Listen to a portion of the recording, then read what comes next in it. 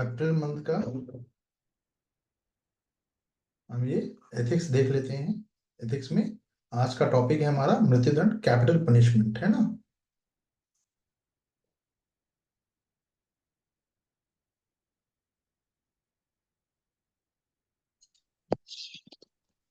Punishment, ठीक है।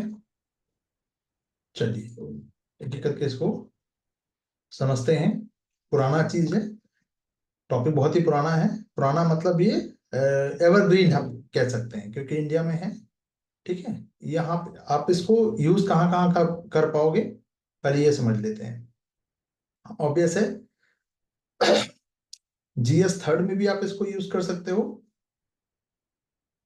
जैसे जो ऑर्गेनाइज क्राइम है उसके लिए क्या मृत्युदंड दिया जा सकता है, एक ये एंगल से। सोसाइटी में, सोशल इश्यूज में जहां पे क्राइम कमिट हो रहा है तो ये हीनियस क्राइम के लिए दिया जा रहा है। पहले, सबसे पहले मैं आपको एक इसका अलग से मैं डायमेंशन दे दूंगा, बट पहले हम इस टॉपिक को देख लेते हैं, ठीक है। आरती जी, गुड इवनिंग। देखिए, पूरे समाज में अगर हम इतिहास में बात करें तो बहुत ही हीनियस क्राइम है, उसको रोकने के लिए दिया जाता है कैपिटल पनिशमेंट। अब इसके कैपिटल पनिशमेंट को देने के तरीके भी अलग अलग रहे हैं स्टार्टिंग से ही। कभी बिजली का झटका दे के मारा जाता था, कभी जहर का इंजेक्शन लगाया जाता था, ठीक है। वर्तमान में अगर हम बात करें तो एक सब सोसाइटी में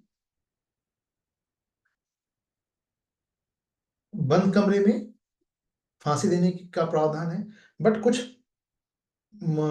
कंट्री में इसको एग्जीक्यूशन जो है वो सर काट के भी किया जाता है। तो सॉरी, तो सवाल ये उठता है कि कोई भी इंसान ने अगर ये कमिट किया है किसी क्राइम को, तो क्या उसकी जान को लेने का अधिकार स्टेट के पास है, सवाल ये है। तो 20वीं शताब्दी में हम देखते हैं कि ह्यूमन राइट्स जो अभियान चला उसमें, उसके बाद 170 देशों में या तो उसको हटा दिया गया या उसको नहीं के बराबर यूज किया जा रहा है, ठीक है। तो एमनेस्टी इंटरनेशनल है, इसकी रिपोर्ट है 2024 की, जिसमें यह बताया गया है कि चाइना, ईरान, सऊदी अरब, सिंगापुर जैसे देशों में मृत्युदंड में कुल मिलाकर 32% की वैश्विक वृद्धि को दर्शाता है, यानी कि 32% की इसमें वृद्धि देखी गई है, ठीक है। तो यह मृत्युदंड को आधुनिक आपराधिक न्याय और नीति शास्त्र में सबसे अधिक बहस वाला मुद्दा है कि इसको दिया जाना चाहिए या नहीं, ठीक है। तो सबसे पहले हम जान लेते हैं कि मृत्युदंड को अगर अलाउ किया जा रहा है तो उसके पीछे की फिलॉसफी क्या है। जैसे कि यानी तर्क है, इसके पक्ष में तर्क है कि कानूनी मुकदमे के बाद ही दोषी अपराधी को मार डालने को ये दिखाता है कि भाई बकायदा मुकदमा चलाया गया, सुनवाई की गई, पक्ष विपक्ष दोनों को सुना गया, उसके बाद ही इसको एग्जीक्यूट किया जा रहा है ना। और यह प्रतिशोधात्मक न्याय में निहित है, यानी कि हम किसी तरह के प्रतिशोध की बात हो रही है यहाँ पे, जो अपराध को रोकने की बजाय गलत को सही करने पर जोर देता है। जैसे कि आंख के बदले आंख, ठीक है। तो सजा जो है अपराध की गंभीरता के अनुपात में होनी चाहिए, ठीक है। ऑब्वियस सी बात है, लेकिन प्रतिशोधात्मक तब कहा जाएगा, यहाँ पे थोड़ा सा मेरी राय यहाँ पे डिफरेंट है। प्रतिशोधात्मक तब कहा जाएगा इसको, रिवेंजफुल, आप रिवेंज ले रहे हैं जब वो किसी एक व्यक्ति द्वारा दूसरे व्यक्ति को दिया जा रहा हो। मान लीजिए वाई व्यक्ति ने मेरे परिजन की हत्या कर दी है, तो मैं अब मुझे भी अधिकार है कि इस वाई व्यक्ति के परिजन की हत्या करूं, यानी सजा जो विक्टिम है वही सजा दे दे, तो ये प्रतिशोधात्मक होगा। बट स्टेट की जहां तक बात है, स्टेट अगर जब दे रहा है यानी वो थर्ड पार्टी है। थर्ड पार्टी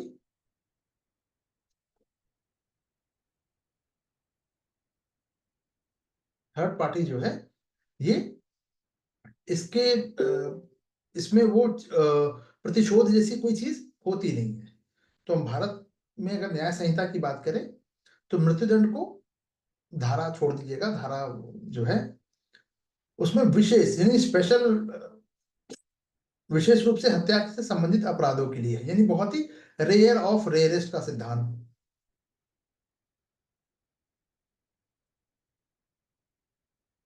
इसके प्रिंसिपल पे काम करता है, यानी कि अगर मैंने किसी एक व्यक्ति की हत्या कर दी है तो सजा में मुझे उम्र कैद मिलेगी, लेकिन अगर उस व्यक्ति के मैंने अंग भंग को किया है, टुकड़ों टुकड़ों में काट दिया है, तेजाब से पूरा नहला दिया हो, कुछ इस तरह की, या उसे काट के खा लिया हो, मतलब हीनियस, मतलब ये देखने को सुनने को नहीं मिलता, जैसे कि मैंने किसी को गोली मार दी सपोज, तो उस दशा में मुझे फांसी की सजा नहीं होने वाली। मैं भारत के संदर्भ में बात कर रहा हूं। तो जाहिर सी बात है कि रेयर ऑफ रेयर कंडीशन देखी जाती है कि किस सर्कमस्टांसेस क्या क्या थे। तो हितधारक यानी के जो स्टेक होल्डर्स हैं और उससे संबंधित चिंताएं क्या क्या हैं, सबसे पहले हम ये जान लेते हैं। जैसे मृत्युदंड प्राप्त व्यक्ति की बात करें, यानी जिसको मिला है मृत्युदंड, तो उसकी जीवन का अधिकार, निष्पक्ष सुनवाई होनी चाहिए, उचित जो जो प्रोसेस है उसको फॉलो किया जाना चाहिए, भेदभाव का जोखिम भी बना रहता है, अपरिवर्तनीय सजा, यानी कि अब सजा को कभी ये भी होता है कि इसको हल्की सजा में कन्वर्ट नहीं किया जा रहा है, मनोवैज्ञानिक आघात तो हो लगता ही लगता है उस व्यक्ति की बात जिसको मृत्युदंड दिया जा रहा है। यानी मान लीजिए कि 2 साल बाद अब उसको मृत्युदंड अगर उसको एप्लीकेबल होना तो बेचारा डर डर के डेली मरेगा।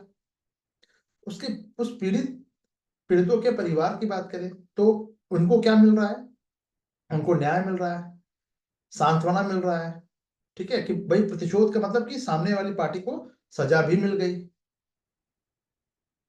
सुलह हो गई, है ना। लंबी कानूनी प्रक्रिया से निराशा इनको होती है, यानी पॉजिटिव और नेगेटिव दोनों एस्पेक्ट्स हैं इसमें, कि कानूनी प्रक्रिया से निराशा इसलिए कि भाई एक अपराध कमिट हुआ है, उसको अब सजा मिलने में क्या होगा, 10 साल देरी है, इस आस में पीड़ित का परिवार रहता है, ठीक है। चलिए, तो समाज की बात करें तो सार्वजनिक सुरक्षा जो है, समाज क्या चाहेगा हमेशा कि भाई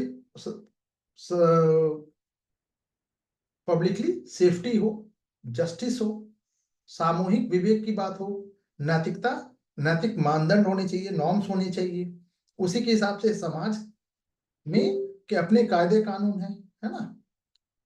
तो इस समाज भी इसमें क्या है कि एक स्टेक होल्डर है इसमें। कानूनी और न्याय प्रणाली की बात करें हम तो इसमें निष्पक्ष न्याय सुनिश्चित करना जरूरी है, क्योंकि निष्पक्ष अगर निष्पक्ष सुनवाई नहीं होगी, पार्शियलिटी हो गई, तो फिर न्याय का कोई मतलब नहीं रह गया। और हमारे देश में सबसे मजेदार चीज क्या है, न्याय पूरी प्रक्रिया को फॉलो किया गया, उसके बाद भी लोगों के मन में, कम पढ़े लिखे लोग हैं या इसमें मात्रात्मक अंतर हो सकता है पढ़े लिखे और कम ज्यादा पढ़े लिखों में, क्योंकि मैं पढ़े लिखों को भी सिर्फ अक्षर ग्रेजुएशन की डिग्री मिल गई है तो आप मैं उसको पढ़ा लिखा मान लूं, ये मेरे लिए थोड़ा सा मुश्किल है। नहीं तो ज्यादातर जो क्राइम कमिट करते हैं वो पढ़े लिखे लोग हैं फिर, है ना। तो इसका अपराध करने के लिए किसी का अनपढ़ होना या किसी का पढ़ा लिखा होना ये कतई जरूरी नहीं, ठीक है। तो उनकी जैसे कई बार होता है कि कोर्ट ने सजा दे दी है, बट लोग उसको मानते नहीं है कि नहीं नहीं इसको तो अदालत में निष्पक्ष सुनवाई नहीं हुई, ये आरोप लगा दिया गया। अक्सर आप लोगों ने देखा होगा, तमाम बहुत सारी तरह की सोसाइटी में ये देखने को मिलता है। तो निष्पक्ष सुनवाई जरूरी है, ये अश्योर करना ये कानून का काम है। संवैधानिक मूल्यों को बनाए रखना, कॉन्स्टिट्यूशनल जो वैल्यूज है उसके एसेंस को बनाए रखना जरूरी है। मानवाधिकारों के निवारण को बैलेंस करना है, मानवाधिकारों के निवारण के साथ, यानी पूरे एक मानव होने के नाते दूसरे मानव को, भले उसने क्राइम कर रखा हो लेकिन वो फिर भी मानव है, तो उसके कुछ अधिकार होने चाहिए, और अपरिवर्तनीय त्रुटियों से बचा जाना चाहिए, कि नहीं जो चेंजेबल, जो कुछ अगर पॉइंट्स रह गए हैं, जैसे होता क्या है, एक आर्गुमेंट ये भी दिया जाता है कि भाई अंतिम फैसला है ये, अगर मान लीजिए किसी व्यक्ति के अगेंस्ट कैपिटल पनिशमेंट है और एक बार उसको सजा दे दी गई, तो कई बार ऐसा भी होता है कि कानून, ये सिर्फ कहने की बात है, भारत में ये लगभग नामुमकिन है, लगभग, इसलिए कि ये रेयर ऑफ रेयरेस्ट को ही मिलता है, सबको तो मिलता ही नहीं है। अगर हम आजादी के बाद से करें, 1951 या 1947, 51 में आया है कानून, पूरा केम टू द फोर्स, तो हम 1951 से 25 के बीच में देखें तो मुश्किल से 250-300 लोगों को ही अभी तक फांसी मिली है, ठीक है, और उसमें भी कोई दोषी नहीं था ऐसा देखने को नहीं मिला, ठीक है। लास्ट अगर फांसी की बात करें तो हम किसको देखते हैं, वो निर्भया कांड के जो अपराधी हैं उनमें से 2 को देखते हैं, है ना। मानवाधिकार जो संगठन है वो इस पे, वो भी एक स्टेक होल्डर है, तो प्रतिशोध पर सुधार को प्राथमिकता देता है कि भाई प्रतिशोध से ज्यादा जो आदमी ने क्राइम कमिट किया, देखिए इसके पीछे का दर्शन ये है कि कोई भी मनुष्य जो है वो जन्म से ही अपराधी नहीं होता, समाज उसको, सोसाइटी जो है अपने अपने नॉर्म्स थोप कर उसे सोसाइटी, उस व्यक्ति को क्या करता है, क्रिमिनल बना देता है। तो मानव जीवन जो गरिमा है, डिग्निटी है, जीवन का अधिकार है, ये सब मानवाधिकारों के, जैसे बहुत सारे अदर कंट्री में क्या है, गलत दोषित पर चिंता, ये भारत में तो नहीं देखा जा रहा है अभी तक क्योंकि ये रेयर ऑफ रेयरिस्ट वाला मामला है, लेकिन अन्य कंट्रियों में, जैसे अफ्रीकन कंट्री की बात करें तो वहां थोड़ा सा समस्या है। तो हम सरकार और नीति निर्माता की बात करें पॉलिसी लेवल पे, तो जनमत अगर है, अगर कि भाई सब भारत के सभी लोग चाहते हैं, सब सपोज कि फांसी की सजा नहीं होनी चाहिए, तो नहीं होगी, वो अपने नुमाइंदगी जो उनके जो रिप्रेजेंटेशन कर रहे हैं उन तक अपनी बात पहुंचा सकते हैं, बट भारत की जनता भी नहीं चाहती। भारत की जनता तो इस बात से परेशान है कि सब फांसी की सजा 2 साल 10 साल पहले हुई थी, 5 साल पहले हुई थी, कानून का जो उसको बार बार डिले किया जा रहा है प्रोसेस को वकीलों के द्वारा, है ना, कभी ये पिटिशन लगा के, कभी इसको डिले टैक्टिस कहते हैं इसको, है ना।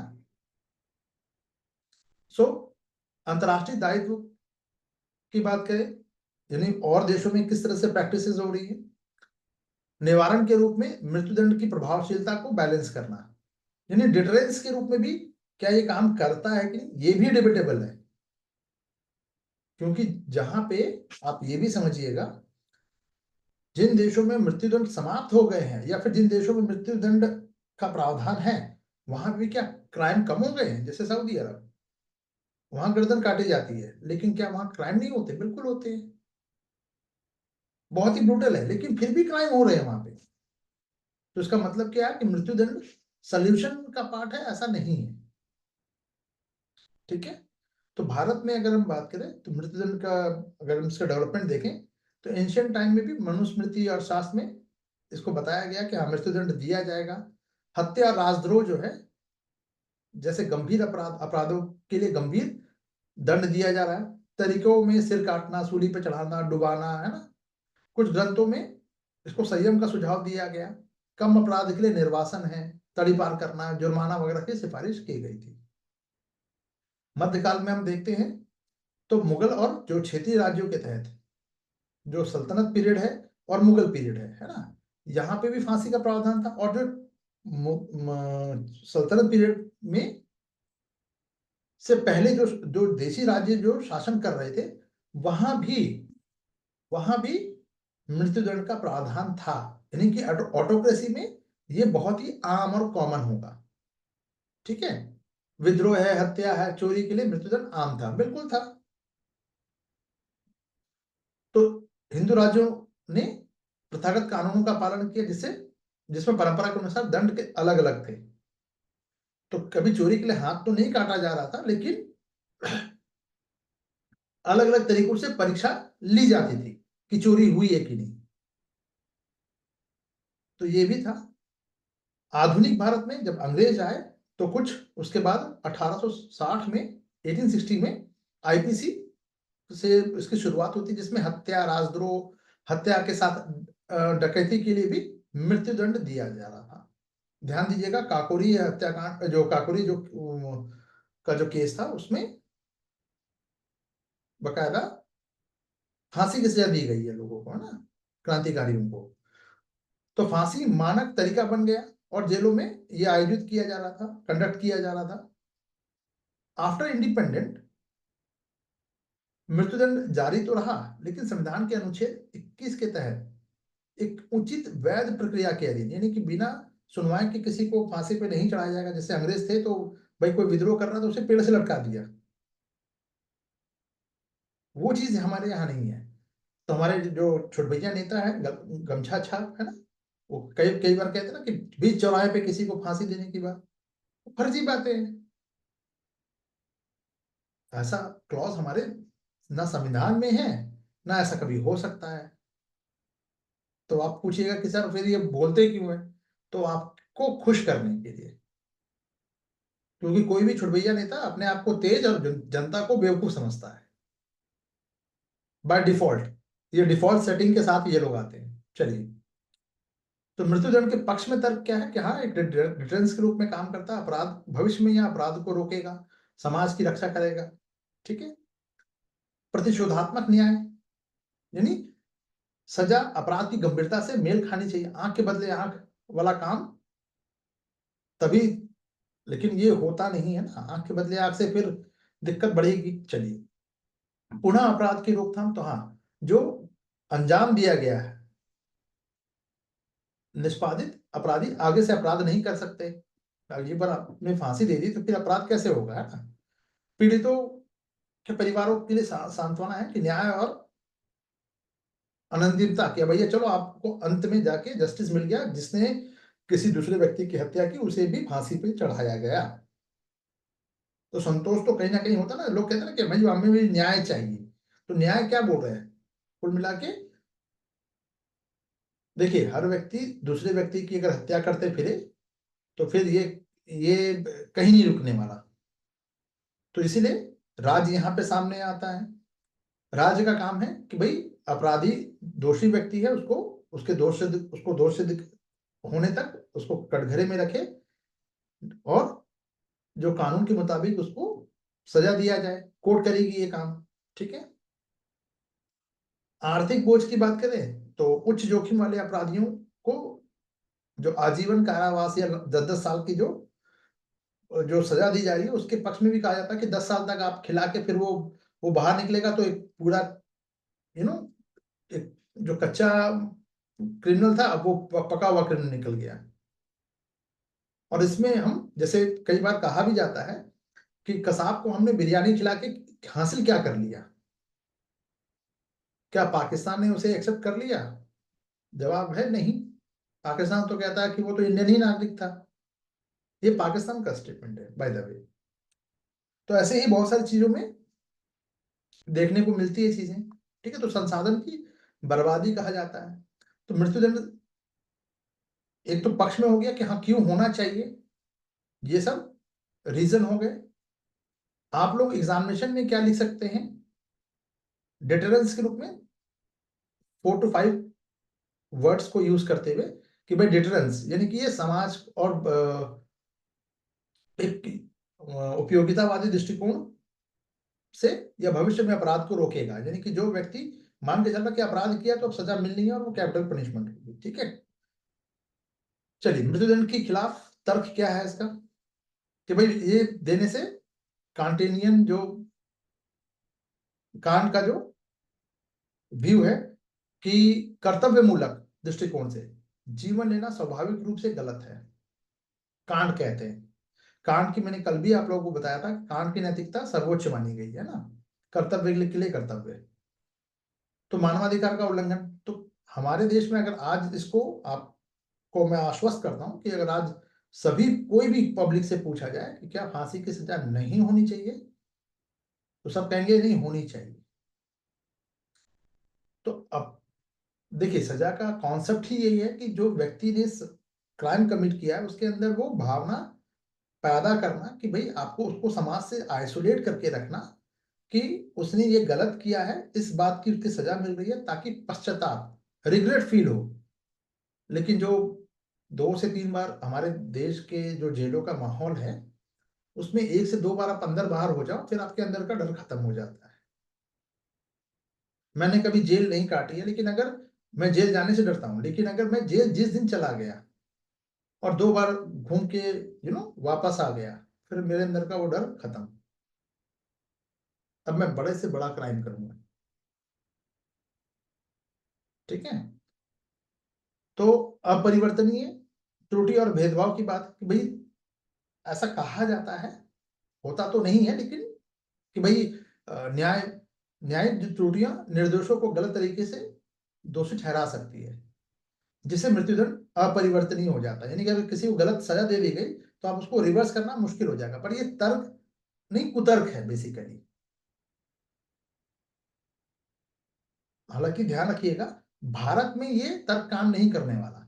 क्यों? नहीं तो फिर ऐसे तो लालू प्रसाद यादव भी हैं चाराचोर वाले, आज भी उनकी पॉलिटिकल पार्टी मानती है कि उनको गलत तरीके से फंसाया गया, वो तो बेचारे निर्दोष है, उनको कैपिटल पनिशमेंट नहीं मिला है। भ्रष्टाचार के लिए कैपिटल पनिशमेंट नहीं है। ठीक है। उनके परिवार से लेके एक समाज का एक तबका ये भी मानता है कि हाँ, लालू यादव को फंसाया गया, जो कि सरासर गलत है, सीधी सी बात है। ठीक है। तो अब समस्या ये है, जब कोर्ट ने कन्विक्ट कर दिया उनको, पर ये मृत्युदंड में ये एप्लीकेबल इसलिए नहीं है कि अभी तक एक सिंगल बार भी इतने लंबे दशक में हमें ये देखने को नहीं मिलता कि किसी को गलती से फांसी दे दी गई है। नहीं, क्योंकि मैक्सिमम केस में जो फांसी कोर्ट देता है, राष्ट्रपति से फिर उसको माफी मिल जाती है या फिर उसको आजीवन कारावास में बदल दिया जाता है। ठीक है। तो निवारण का अभाव, जैसे कोई ठोस सबूत नहीं है, तो आजीवन कारावास की तुलना में अपराध को और अधिक प्रभावी ढंग से कम करता है। ठीक है। कुछ मामलों में मृत्युदंड के डर से अपराधियों को गवाह को खत्म करने के लिए पीड़ितों को मारने के लिए प्रेरित किया कि हाँ भाई, विटनेस अगर बच गया तो कल को हमको सजा हो जाएगी। तो ये तो फर्जी डायलॉग है, ये भी आप समझिए। जो क्राइम कमिट कर रहा है वो विटनेस को मारेगा ये सोच के कि कल को हम फंस ना जाएं, तो भैया तुम क्राइम ही क्यों कर रहे हो? ये सब कहने की बातें हैं। ठीक है। यानी इसको आप अगर अपने शब्दों में इसको पिरोना चाहें तो इसके लिए टर्म्स है, निर्दोष, क्या कहते हैं, कमजोर तर्क। आप लिख सकते हैं वीक आर्गुमेंट।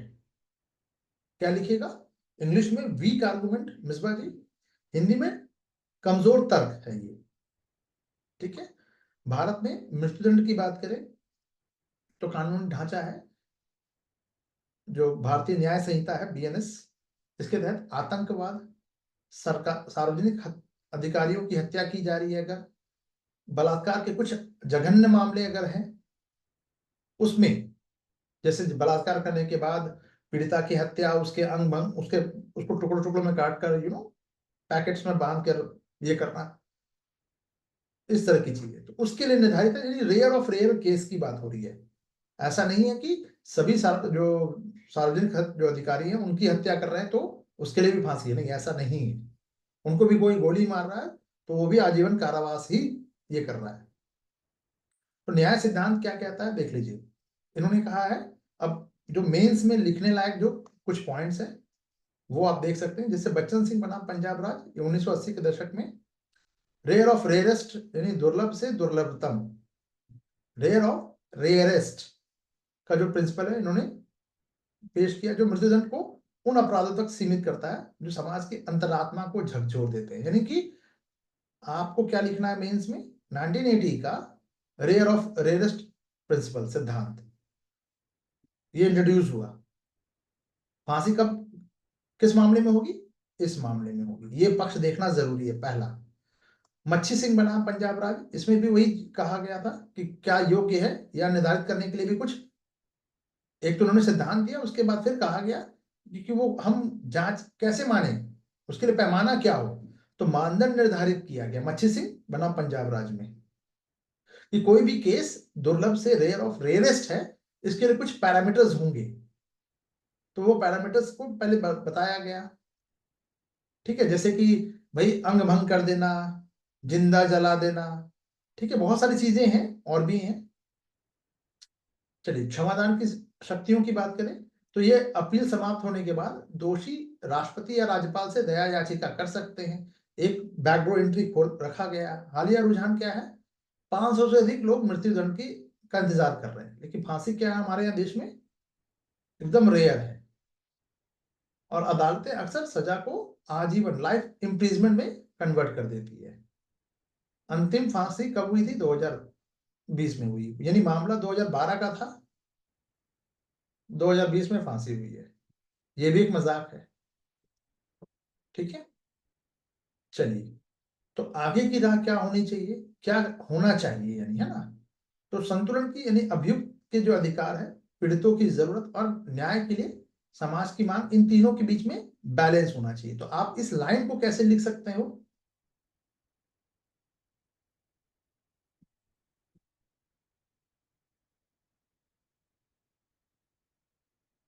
अब इसको थोड़ा सा बड़ा कर दीजिएगा और इसमें लिख दीजिएगा अभियुक्त की, मान लीजिए ये ए है, तो आपने यहाँ पे ए लिख दिया।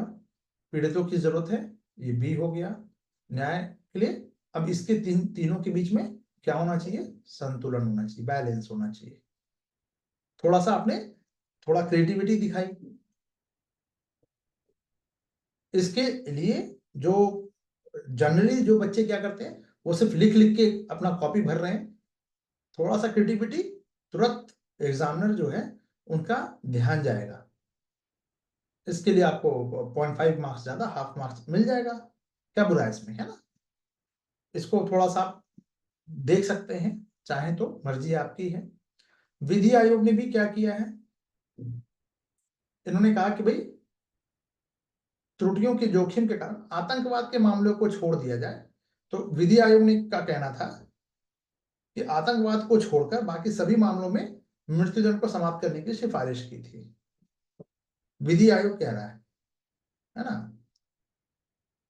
सबसे गंभीर अपराधों के लिए अनुमति देता है अंतर्राष्ट्रीय परिप्रेक्ष्य भी, यानी अन्य देशों में भी, यूएन वगैरह में भी देखिएगा। तो सबसे गंभीर अपराधों के लिए, तो उसके लिए भी वो अपराध की श्रेणी या कैटेगरी डिसाइड की गई है। भारत चाहे तो उसको अडॉप्ट कर सकता है। मानवाधिकार की बात करें तो प्रतिशोध के बजाय पीड़ित केंद्रित न्याय, पुनर्स्थापनात्मक प्रथाओं और पुनर्वास की वकालत करता है। मैं थोड़ा सा इससे इत्तेफाक नहीं रखता, लेकिन आप ये लाइन चाहें तो लिख सकते हैं, ये आपके स्व विवेक पे है। मैं अपने विवेक से इस लाइन को नहीं लिखूंगा।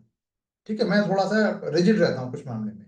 मैं आपसे लोगों से उम्मीद करूंगा कि आप लोग रिजिड मत रहिए, आप लोग इसको लिखिए अपने आंसर में। हालांकि मन आपका भी नहीं मानेगा, लेकिन ठीक है। कुछ चीजें कहते हैं ना वो, गुड सिन। अब मार्क्स लेने के लिए आपको कुछ ना कुछ तो दिखावा करना पड़ेगा, ये वही दिखावा है।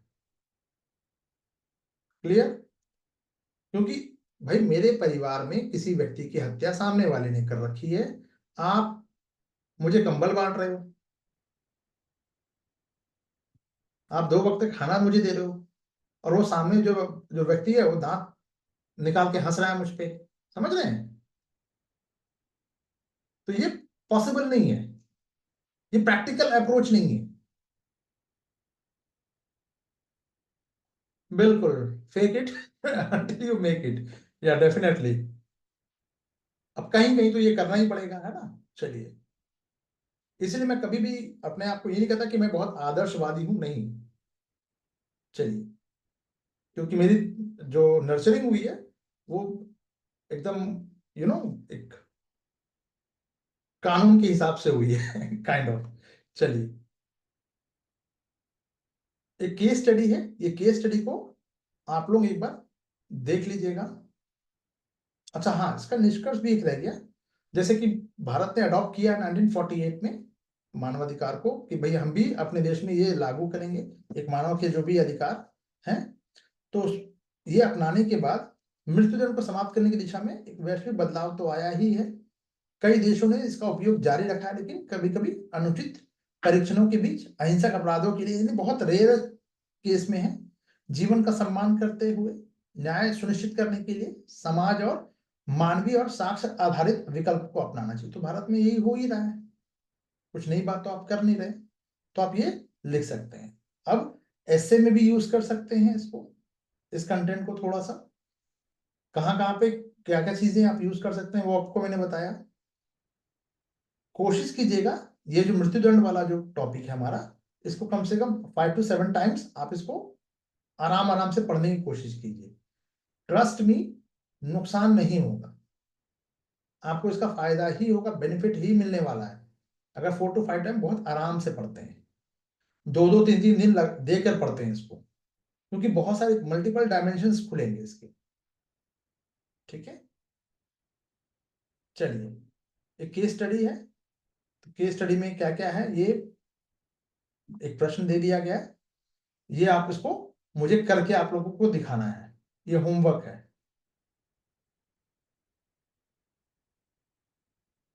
अब कोई ये नहीं कह सकता कि सेम डे आप लोगों को आंसर चेक नहीं होते हैं। हाँ, अब रात के 11 बजे आप आंसर लगा रहे हो तो मैं 12 बजे तक से पहले दे दूं, ये मेरे लिए पॉसिबल नहीं है, लेकिन हाँ 24 घंटे के अंदर आपको उसका जवाब पूरा मिलेगा कि आपने क्या गलती की है, क्या नहीं की है, कहाँ कहाँ पे आपको और ध्यान देना चाहिए। ठीक है आरती जी, चलिए चलिए, समाचार में योजनाएं कुछ रही हैं, जैसे पीएम श्री स्कूल, यानी पीएम जो है स्कूल्स फॉर राइजिंग इंडिया, चर्चा में क्यों था, क्योंकि कुछ राज्यों ने इसको इसको इम्प्लीमेंटेशन में विरोध किया है। क्यों विरोध किया है भाई, 2020 में नेप आया था, यानी नेशनल एजुकेशन पॉलिसी, इसमें कहा गया कि भारत में लगभग 14,500 स्कूलों में इसको पीएमसी स्कूलों में इसको डेवलप करना है, इससे न्याय संगत, समावेशी और आनंददायक शिक्षा प्रदान करना इसका पर्पस था। और 21वीं सदी में स्किल की बात करें हम तो होलिस्टिक और सर्वांगीण व्यक्तियों का पोषण करना ये इसका ऑब्जेक्टिव था। बड़ी बड़ी बातें हैं। ठीक है, कौन सा ये जो स्कीम है ये कौन रन कर रहा है, शिक्षा मंत्रालय, एजुकेशन मिनिस्ट्री। 100% ये सेंटर की योजना है। बेनिफिशियरी कौन कौन रहेंगे, तो 20 लाख से अधिक छात्र जो है सीधे इनको लाभ मिलने जा रहा है। टाइम पीरियड रहेगी इसकी 2022 से 2027 तक रहेगी, 5 साल के लिए। ठीक है, ऑनलाइन पोर्टल के माध्यम से लोग आवेदन कर सकते हैं खुद से, और पारदर्शी यानी ट्रांसपेरेंट तरीके से उनका चुनाव किया जाएगा। ठीक है, समग्र शिक्षा, केंद्रीय विश्वविद्यालय केबीएस है, नवोदय है, सभी, इन सभी में उन बच्चों को जो जो सेलेक्ट किए जाएंगे उनको इन सब ऑर्गेनाइजेशन में एडमिशन मिलेगा, पढ़ने का मौका मिलेगा। ठीक है, यानी क्वालिटी बहुत हाई रहने वाली है, जाहिर सी बात है। ठीक है, इसके अलावा जो भी जो हरित विद्यालय बनाए जाएंगे इसके लिए, जैसे कि इन्वायरमेंटल जो रहेगा, जो बेस्ट जो प्रैक्टिसेस हैं उसका यूज करके, सोलर पैनल है, जल संरक्षण है, वेस्ट मैनेजमेंट है, प्लास्टिक मुक्त पहल, ये सब किया जाएगा। उन्नत अवसंरचना यानी डिजिटल क्लासरूम रहेगा, यानी एक पैनल रहेगा जिसपे बच्चे पढ़ सकते हैं। ठीक है, टीचर जो ब्लैक बोर्ड का कॉन्सेप्ट खत्म होके अब स्मार्ट बोर्ड वाला आ गया है ना। डिजिटल लाइब्रेरी रहेगी, व्यवसायिक यानी डिजिटल लाइब्रेरी का मतलब कि अब आपको जितनी भी बुक्स पढ़नी है उन सब का डिजिटल फॉर्म में वो अवेलेबल रहेगा, किसी भी बच्चे को कहीं भी बैठ के वो अपने फोन में पढ़ सकता है।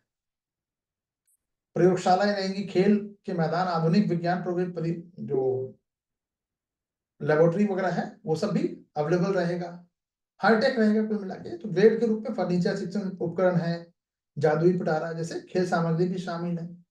ठीक है, ये सब करने की जरूरत है, ये पढ़ने की जरूरत है। कुछ इंटर्नशिप भी रहेगा, जैसे कि कौशल स्किल को डेवलप करना है तो व्यवसायिक इनको ट्रेनिंग दी जाएगी। मान लीजिए किसी को पॉटरी बनाने का शौक है, किसी को पेंटिंग का, किसी को टेबल चेयर बनाना है, लकड़ी का काम है, किसी का वेल्डिंग का काम है, जो भी है, तो उसके लिए इंटर्नशिप वगैरह और उद्यमिता का अवसर कि खुद को अपना बिजनेस ग्रो करना है।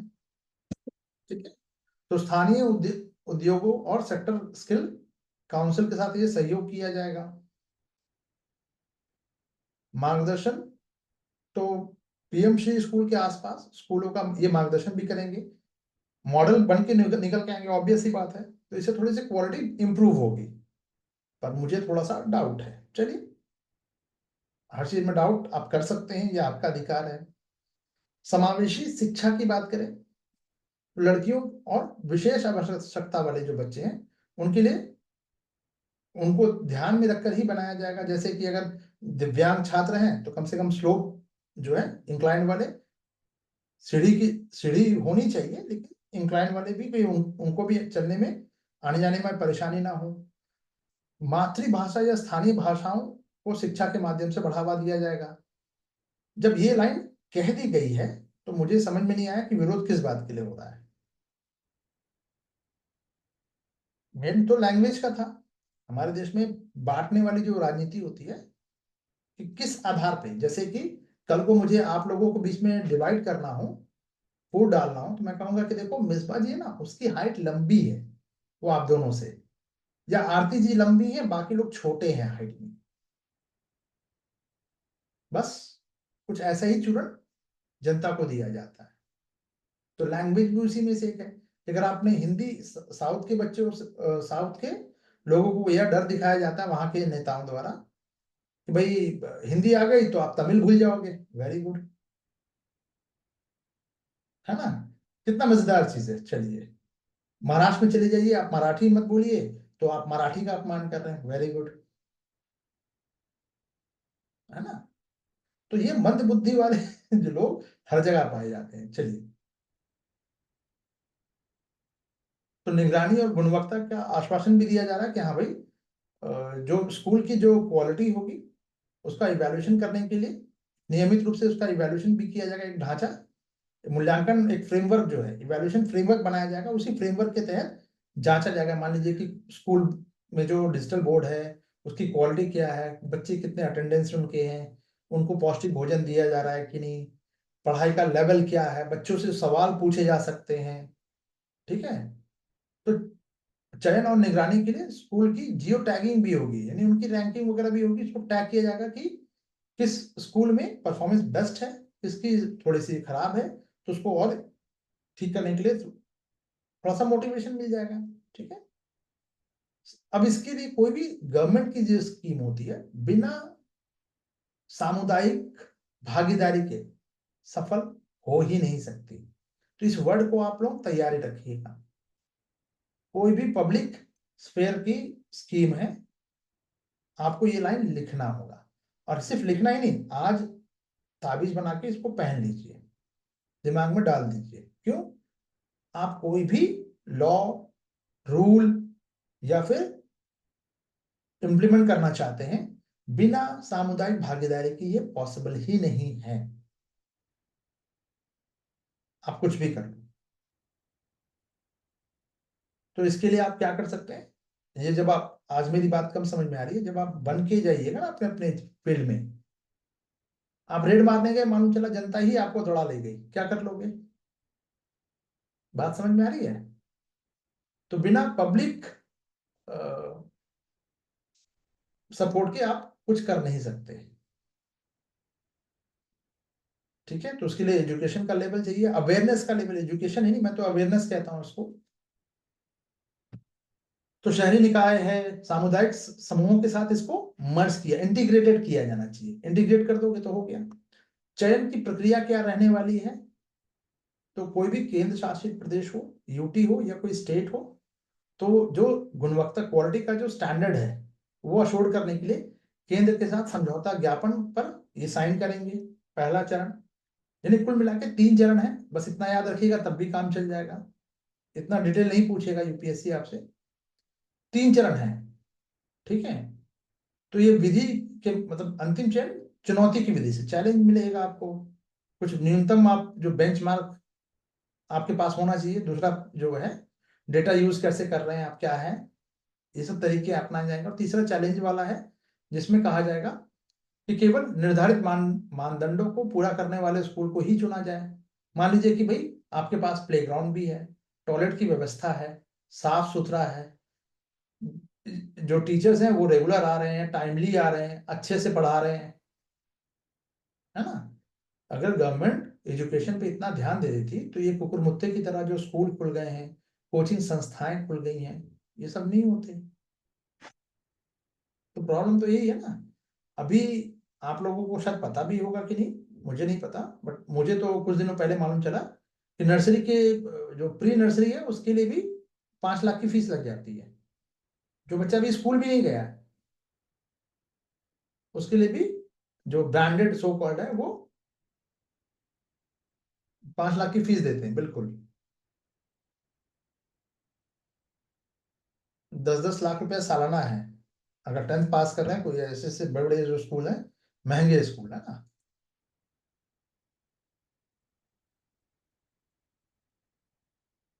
One reason behind low fertility rate. अच्छा, किसकी किसकी लो फर्टिलिटी रेट है भाई, मिसबा जी? चलिए, क्लियर है समाचारों में। अच्छा, एजुकेशनल पैरामीटर्स, नहीं फर्टिलिटी रोड लो नहीं है, बेसिकली काम नहीं करने की। गवर्नमेंट भी बहुत सारी चीजों से आंख मूंद के रहती है, और जनता, फिर मैं वही कहूंगा, हमारे देश की जो जनता है वो चाहती ही नहीं है, तो फिर क्यों कोई इतना परेशान हो उसके लिए ना। चलिए, थोड़ा सा कुछ देख लेते हैं। जैसे अब म्युनिसिपल बॉन्ड जारी किया गया था बनारस में, वो शहनाज तबला वाला है, उसको जीआई टैग मिला है, ठीक है। चलिए, इसके अलावा आप म्युनिसिपैलिटीज वाला अगर कोई ये आ जाए। अच्छा हाँ, इस लाइन को, इस फैक्ट को आप मेंस में यूज कर सकते हैं। कहाँ पे यूज करना है इसका एग्जांपल आपको मैं बता देता हूँ। अभी मेंस में कर सकते हैं, प्रीम तो मेंस में ये तो आएगा नहीं। ऐसे समझिए, अगर आपसे कोई म्युनिसिपैलिटीज के बारे में कोई क्वेश्चन आ रहा है, तो आप एग्जाम्पल में बता सकते हैं कि उत्तर प्रदेश ने अभी क्या किया है कि जो गाजियाबाद नगर निगम है, इसने पहला ग्रीन, जो सर्टिफाइड ग्रीन म्युनिसिपल बॉन्ड जारी किया, यानी कि खुद से अपना फंड रेज कर रहा है। जी,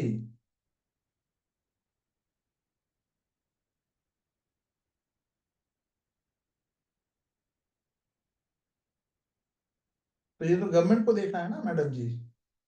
बिल्कुल। चलिए, बिहार में चलिए ये निरस्त करके विरोध किया गया, ठीक है, इसको छोड़ सकते हैं। अ, आदिवासी समाज में सरना आस्था प्रथा जो है, सरना आस्था प्रथा के लिए समाचार में था, ठीक है, इसको भी रहने दीजिए अब, क्योंकि प्रीलिम्स हो चुका है। अब अगला प्रीलिम्स आना है, तो उस आईएएस के लिए इंपॉर्टेंट नहीं है। सूरत वाला ये हो ही चुका है, ये सब आप लोग खुद से कर लीजिएगा, मुझे इसमें कुछ ज्यादा कुछ नहीं दिख रहा है। प्रीलिम्स के लिए मैंने ऑलरेडी ऊपर करवा रखा है, कोनो में, कोनो राष्ट्रीय उद्यान जो है, मंदसौर के गांधी सागर अभ्यारण्य, ये दोनों इंपॉर्टेंट है प्रीलिम्स के लिए, यूपीएससी। ये इसका इसकी डिटेल मैंने करवा रखी है ऊपर, ठीक है। तेलंगाना हो गया एससी के, सब एससी कास्ट में, एससी के अंदर में भी किस जाति को हम ऊपर रखें, किस जाति को नीचे रखें। जैसे अभी तक क्या है, नियम ये है, SC category as a totality में काउंट होती है, बट अब तेलंगाना एक ऐसा राज्य बन गया है जो उसमें क्लासिफिकेशन कर रहा है कि नहीं भाई, इसमें जाटव समाज जो है, जैसे कि यूपी की बात की जाए तो जाटव समाज बहुत ही पावरफुल है, रुतबा ज्यादा है, रुतबा ज्यादा का मतलब ज्यादा सरकारी जॉब्स में है, तो उसको मार्जिनलाइज, यानी एससी में भी मार्जिनलाइज कौन है उसकी बात हो रही है, ठीक है। तमिलनाडु में ये कलपक्कम में भारत का पहला फास्ट जो बिडर न्यूक्लियर रिएक्टर है, ये 500 मेगावाट का है, ये 2026 तक ये जो है स्टार्ट होने जा रहा है, ठीक है। चलिए, भारत का एक है एमएससी तुर्की है, भारत के पहले गहरे पानी में ट्रांसशिपमेंट पोर्ट, विजिम पोर्ट पर एक डॉक हुआ था, ठीक है। तो विजिम पोर्ट है कहाँ पे, ये है केरल में, बस इतना याद रखिएगा। प्रीलिम्स के लिए कुछ एक एक लाइन में कुछ आपको मिल सकता है, ठीक है। वर्ल्ड लेवल पे बात करें तो बंदर अब्बास ये कहाँ पे है, खाली ये देख लीजिए, ये ईरान में है। चुलिस्तान रेगिस्तान कहाँ पे है, पाकिस्तान में, बस इतना ही देखिएगा, और कुछ करने की जरूरत नहीं है। अरल सागर, ये चूंकि बहुत जो जो क्षेत्र है ऑरल सी, ये समुद्र के सूखने के बाद भूमि के उत्थान में परिवर्तन हुआ है। बहुत इंपॉर्टेंट, यूपीएससी में पूछा जाना चाहिए। भारतीय प्रधानमंत्री ने वाट फो मंदिर का दौरा किया था। ठीक है, ये वाट फो मंदिर कहाँ पे है? थाईलैंड में है। ये एक देख सकते हैं आप प्रीलिम्स के लिए। जी, ताइवान का जो जल मरुमध्य है, चाइना ने स्टेट थंडर यहाँ पे सैन्य अभ्यास किया था। चलिए छोड़ दीजिए।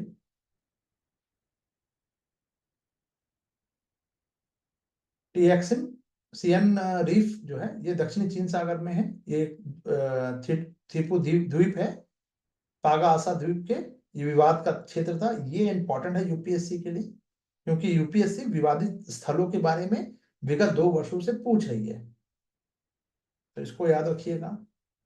भूकंप आया था टोंगा में, चलिए ठीक है।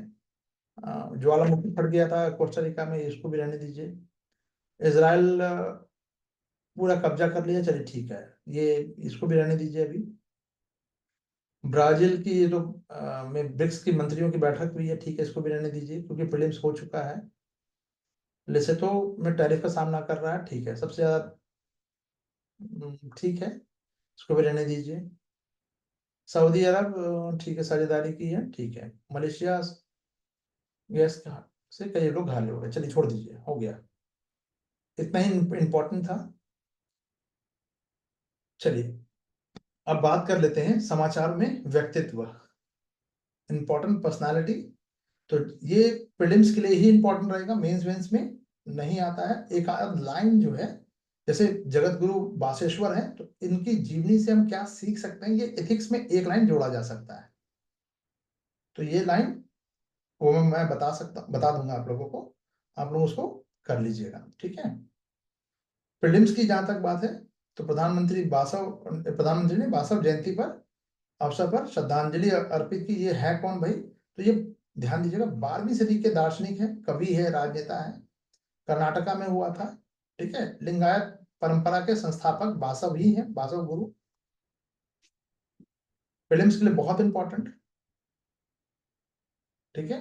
कविता के माध्यम से इन्होंने जागरूकता, अवेयरनेस फैलाई थी।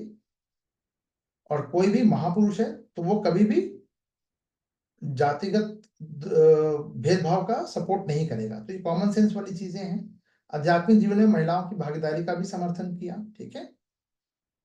इनमें कायक श्रम ही पूजा और दासोह धन का समान वितरण, यानी आप जरा सा सोच के देखिए, समाजवाद तो बहुत बाद में आ रहा है, ये 12वीं सदी की बात हो रही है, देख लीजिए, ये देखिए 12वीं सदी है ना। तब तक तो समाजवाद कहीं दूर दूर तक भी नहीं है,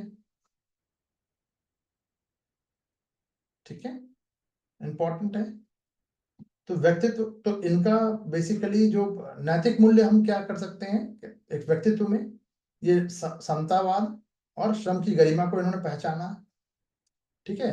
शारीरिक श्रम करने वालों को उनकी गरिमा है, यानी हाथ से, हमारे यहाँ पे क्या है, जो सबसे कम जो मेहनत करता है, ठीक है, मतलब जो हाथ से मेहनत कर रहा है उसको गधा समझा जाता है बेसिकली, है ना।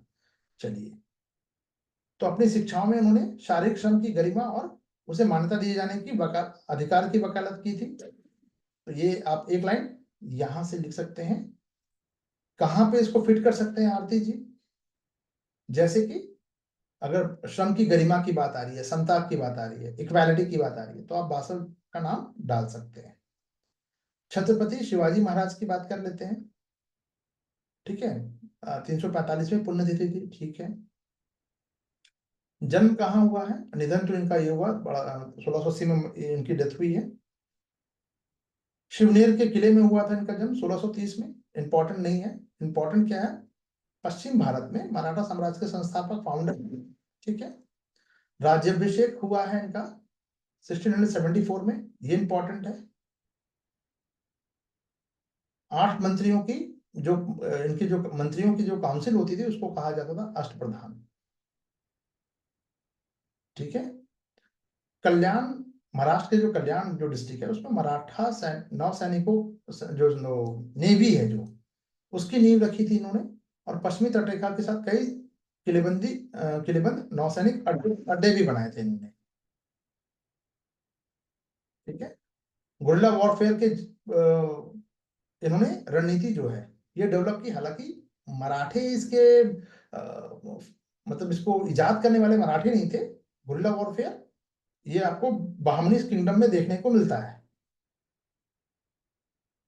बट इसको डेवलप इन्होंने किया। क्यों? क्योंकि टरेन जो है वो वैसा ही था महाराष्ट्र का, कहीं पहाड़ी है, कहीं घाटी है, कहीं कुछ है ना, प्लेन नहीं है। तो मुगलों को बार बार हराने की वजह यही थी, नाक में दम करने की वजह यही थी, गुरिल्ला वॉरफेयर। ठीक है, चलिए, व्यक्तित्व अगर हम इनके नैतिक मूल्य क्या क्या सीख सकते हैं? शौर्य और सत्यनिष्ठा सीख सकते हैं। बस एक लाइन, इससे ज्यादा और कुछ नहीं करने की जरूरत है। महात्मा फुले की बात कर लें, ज्योतिराव फुले। ठीक है, जन्म महाराष्ट्र में हुआ है, समाज सुधारक हैं, अस्पृश्यता पर, जाति व्यवस्था पर के खिलाफ इन्होंने काम किया। विठल राव कृष्णाजी वाडेकर द्वारा इनको महात्मा की उपाधि दी गई थी, ये इंपॉर्टेंट है। अपनी पत्नी के साथ इन्होंने विधवा विवाह, बाल विवाह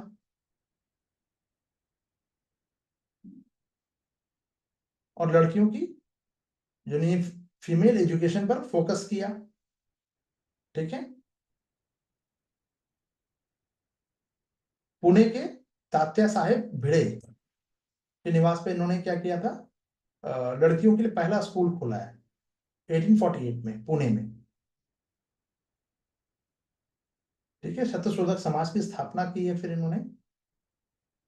गुलामगिरी, सत्य धर्म, सार्वजनिक सत्य धर्म, ये पुस्तकें हैं इनकी।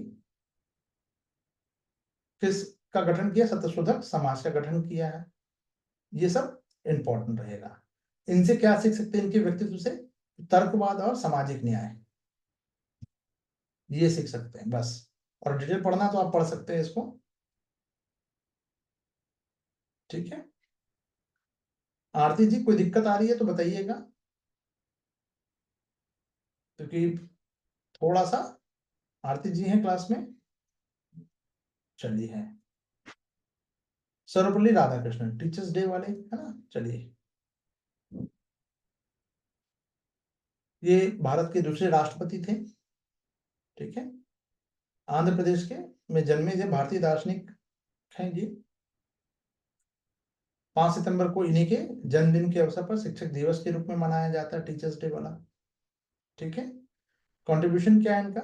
इन्होंने ऑक्सफोर्ड जो यूनिवर्सिटी है उसमें पूर्वी धर्म और नैतिकता के ये प्रोफेसर के रूप में काम किया है।